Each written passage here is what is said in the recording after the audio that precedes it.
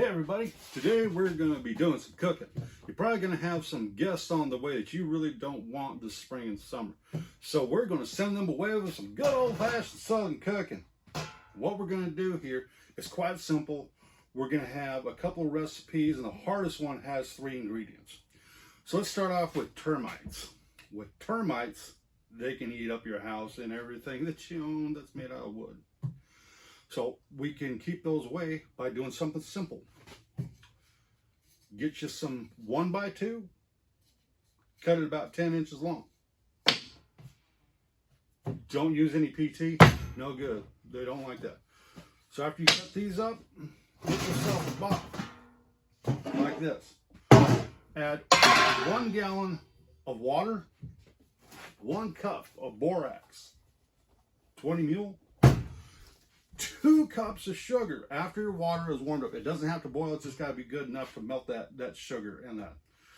Then you take your steaks, drop them in the pot. And if they're a little bit too long, cover them up, weight them down with a block or something to keep them down. Let them set for about 2 hours, rotate, just do that back and forth. Do that for 2 days is what I did. You don't really need to do that long, but that's what I did.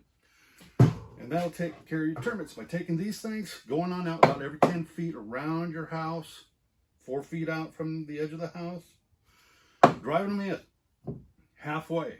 That'll attract them if they're coming up from the bottom, and also on the top, it'll take out some of your ants. Once they eat that, they'll bring it on back to their kin, and they'll eat that, and it'll kill off the whole thing. Don't throw out that bath water.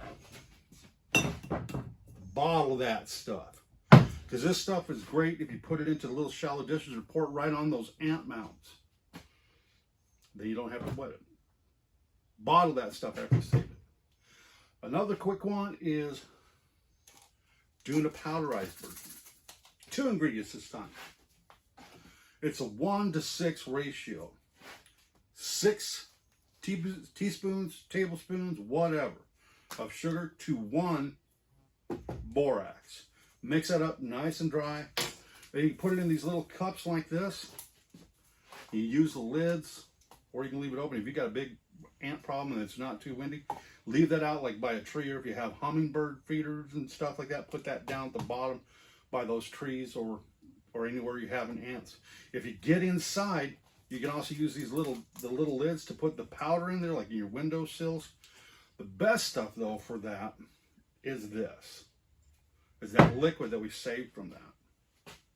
That's it. Quite simple. Thanks for coming on and showing some of these recipes. I hope that they are pleasing to you and keep those nasty pests away. Quick edit. I wasn't going to go back in there and cut into that, but I accidentally said 4 feet out. What I mean is they need to go about 4 inches down into the ground on those stakes and about 6 inches out away from the house, not 4 feet.